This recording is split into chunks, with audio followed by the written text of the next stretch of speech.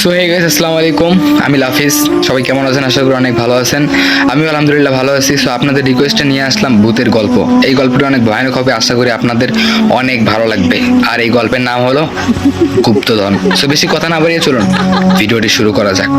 আমরা 3 বন্ধু ছিলাম। আমার নাম আবির, আরেকজনের নাম আসিফ, আর একজনের নাম হলো জিসান। আমরা সবাই মিলে একদিন প্ল্যান করলাম যে আমরা একটি জাদুঘরে ঘুরতে যাব। আসলে জাদুঘরে অনেক পুরানো জিনিস থাকে, তো সেই জিনিসগুলো দেখতে আসলে খুবই ভালো লাগে। সো আমরা প্ল্যান করে ফেললাম যে আমরা জাদুঘরে ঘুরতে যাব। তো যেদিন যাওয়ার কথা সেদিন আমার শরীরটা খুবই খারাপ হয়ে যায়, মানে আবিরের শরীরটা খুবই খারাপ হয়ে যায়। তখন আমি ফোন করে বলে দিই যে দোস্ত, আমি যেতে পারবো না রে, তোরা তো টিকিট কেটে ফেলেছিস, তোরা ঢুকে যা, আমি আজকে যেতে পারবো না, আরেকদিন আমি যাব। তো তারা বললো যে দোস্ত, তোকে ছাড়া যাবো ভালোই লাগবে না। আমি বললাম যে যা না, একটাবার ঘুরে আয়। তখন তারা বললো ঠিক আছে, ভালো করে ওষুধ খা, দোয়া করি তাড়াতাড়ি সুস্থ হয়ে যাবে। এই কথা বলে তারা চলে গেল সেই জাদুঘরের মধ্যে। আর আমি বললাম যে ঠিক আছে, জাদুঘরে গিয়ে ভিডিও করিস, ভিডিও করে আমাকে পাঠাই দিস। তখন তারা বললো ঠিক আছে। আমি বললাম যে ঠিক আছে দোস্ত, রাখ। এই কথা বলে ফোনটা রেখে দিলাম। তারপরে আমার শরীরটা আসলেই খুব খারাপ, তারপরে আমি ঘুমিয়ে পড়লাম। এরপরে আমার বন্ধুরা জাদুঘরে গেল। তারপর থেকে আমার বন্ধুদের কোনো ফোন পাইনি, মানে তাদেরকে ফোন দিলে ফোন একদমই বন্ধ, তাদের কোনো খোঁজ খবর নেই। সেদিন আমি তাদেরকে কোনো কল করিনি, আর তারাও আমাকে কোনো কল করেনি। এরপরে 2 দিন চলে গেল, তাদেরকে ফোন করি, একদমই তাদের ফোন বন্ধ। তাদের বাসায় কল করলাম, বাসাতেও বলে কি তুমি যাওনি তাদের সঙ্গে? আমি বললাম যে না আন্টি, আমি তো যাইনি, আমি অসুস্থ ছিলাম। কেন, তারা জাদুঘরে গিয়ে কি আর ফেরেনি? তখন সে আন্টি বলেন না তো বাবা, 2 দিন থেকে বাসায় আসে না। আমি বললাম যে কি বলেন, 2 দিন থেকে বাসায় নেই মানে কি? এরপরে আমি আমার আরো বন্ধুদেরকে কল করলাম, বললাম যে আচ্ছা আসিফ আর জিসানের কি কোনো দেখা পেয়েছিস? তখন তারা বলে না তো, ওদের সঙ্গে তো 2 দিন হয়ে গেল, কোনো কথা হয়নি। আমিও চিন্তায় পড়ে গেলাম। এরপরে তাদের ফ্যামিলি থেকেও খুবই চিন্তায় পড়ে গেল তারা।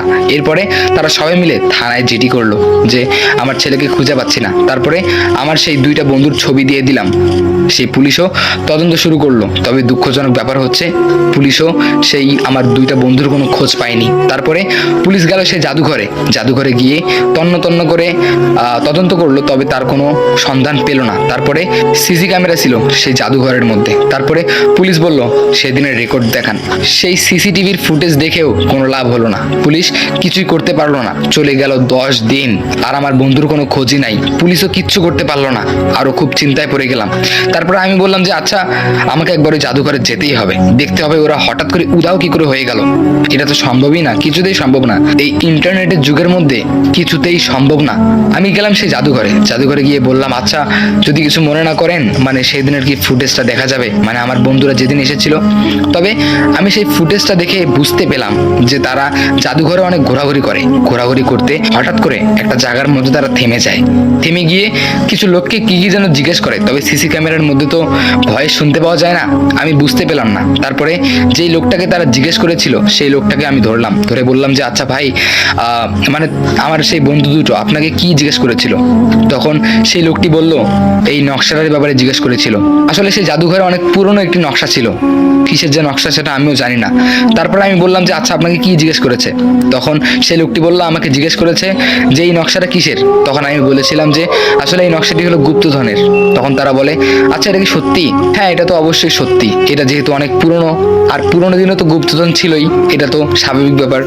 তখন তারা বলল যে আচ্ছা এখনো কি সেই গুপ্তধন আছে?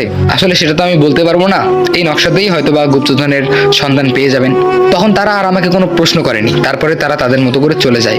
আসলে আপনাদেরকে একটা কথা বলতে ভুলে গিয়েছি, আমার বন্ধুরা যেদিন ওই জাদুঘরে গিয়েছিল সেই রাতেই সেই জাদুঘরের মধ্যে হামলা হয়। এত সিকিউরিটি গার্ড থাকা সত্ত্বেও অনেক ভয়ঙ্কর একটি হামলা হয়, আর সেই হামলার মধ্যে কোনো ক্ষতি হয়নি, তবে সেই নকশাটি গায়েব হয়ে গিয়েছে। এই কথাটা বলতে আমি আপনাদেরকে ভুলে গিয়েছি। এরপরে যখন আমি লোকটাকে জিজ্ঞেস করলাম আচ্ছা সেই নকশাটি কোথায়, তখন সেই লোকটি আমাকে বলল তোমার বন্ধুরা যেদিন এসেছে সেদিনেই আমার এই জাদুঘরের মধ্যে হামলা হয়েছিল। আমার ফুল সন্দেহ এটা তোমাদের বন্ধুদেরই কাজ, কারণ তারাই প্রথম ব্যক্তি যারা আমাকে এই নকশার ব্যাপারে জানতে চেয়েছিল। আমি বললাম যে ও আঙ্কেল, মানে আমার বন্ধুরা মানে এরকম কাজ কখনোই করবে না, হয়তো বা তাদেরকে খুঁজে পাওয়া যাচ্ছে না, কিন্তু তারা যে এরকম হামলা করবে এটা আমি কখনোই শিওর না আঙ্কেল, আপনারা হয়তো বা কোথাও ভুল হচ্ছে। তখন আঙ্কেল বললো তুমি বেশি জ্ঞান দিতে আসিও না। আমি বললাম যে আঙ্কেল সরি, ভুল হয়েছে, আমাকে ক্ষমা করে দেন। এরপর আমি সেই জাদুঘর থেকে বেরিয়ে আসলাম। বেরিয়ে এসে বুঝতে পেলাম যে আসলেই আমার বন্ধুদেরই হয়তো বা এটা কাজ হবে, গুপ্তধন, আর তাদের একটু লোভও আছে টাকা পয়সার দিক দিয়ে।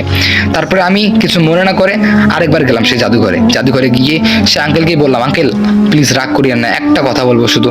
তখন সে আঙ্কেল বলে কি বলবি বল তাড়াতাড়ি। তাড়াতাড়ি। তখন আমি বললাম, আচ্ছা এই গুপ্তধনের যে নকশাটা ছিল, এই নকশার মধ্যে মানে কোন জায়গার ঠিকানা দেওয়া আছে একটু কি বলবেন প্লিজ? তখন সে আঙ্কেল আমাকে সেই ঠিকানাটি দিয়ে দেয়। এরপরে আমি বাসায় গেলাম। বাসায় গিয়ে ইন্টারনেটের মধ্যে সার্চ করলাম যে এই জায়গাটি আসলে কোথায়। তবে আমি সার্চ করে দেখতে পেলাম অনেক দূরে। তবে ইন্টারনেটের মধ্যে জানতে পেলাম এই জায়গাটি অনেক ভয়ানক একটি জায়গা, এই জায়গাতে সহজে কেউ যায় না। আর ইন্টারনেটের মধ্যে ভালো করেই লেখা আছে এই জায়গাতে মানুষ প্রবেশ নিষেধ, একদম ভয়ানক জায়গা। যদি একবার মানুষ যায় তাহলে সেখান থেকে ফিরতে পারে না। আমি অনেকটা চিন্তায় পড়ে গেলাম, আমার বন্ধুরা আবার ওখানে যায়নি তো? ওখানে গিয়ে হয়তোবা তারা আবার ফেরেনি। আমার মনে মনে এটা সন্দেহ হতে লাগলো। আসলে তারা আমার অনেক ভালো বন্ধু, তো তাদেরকে ছাড়া আমার একদমই ভালো লাগতেছে না, সবসময় শুধু কান্না আসতেছে তাদের জন্য। এরপরে আমি ঠিক করে ফেললাম যে আমিও সেই জায়গাতেই যাব। গিয়ে সেই এলাকায় আমার বন্ধুর ছবি দেখিয়ে কিছু মানুষকে জিজ্ঞেস করব যে এদেরকে কি দেখেছেন, এরকম করে যদি সন্ধান করি হয়তোবা আমার বন্ধুকে পেয়ে যাব। এরপরে আমি বাসা থেকে বেরিয়ে পড়লাম আমার বন্ধুদেরকে খোঁজার জন্য। সেই জায়গাতে যেতে আমার পুরো 2 দিন সময় লেগে গিয়েছে। তারপরে আমি সেই জায়গাতে গেলাম। সেই জায়গাতে গিয়ে অনেক লোককে আমি সেই ঠিকানা দেখালাম। তবে সেই লোকগুলো যখন ঠিকানা দেখলো তখন তারা অবাক হয়ে গেল, বললো যে এই ঠিকানার খোঁজ কেন করতেছেন? আসলে আমার দুটো বন্ধু হারিয়ে গিয়েছে, তাদেরকে খুঁজে পাচ্ছি না, মনে হয় তারা এইদিকে এসেছে, দেখুন তো ছবিটা, চেনেন কি? তখন তারা বললো না, এদেরকে কখনো দেখিনি। আমি বললাম যে আচ্ছা ঠিক আছে, এই ঠিকানাটি বলে দেন যে কোন দিকে। তারপরে সেই লোকগুলো বলে পশ্চিম দিকে। এরপর আমি পশ্চিম দিকে যাওয়া শুরু করলাম। পশ্চিম দিকে যেতে যেতে হঠাৎ করে একটি ভয়ানক জঙ্গল আমার সামনে পড়ে, একদম পরিত্যক্ত জঙ্গল। আর সেই জঙ্গলের সামনে লেখা আছে মানুষ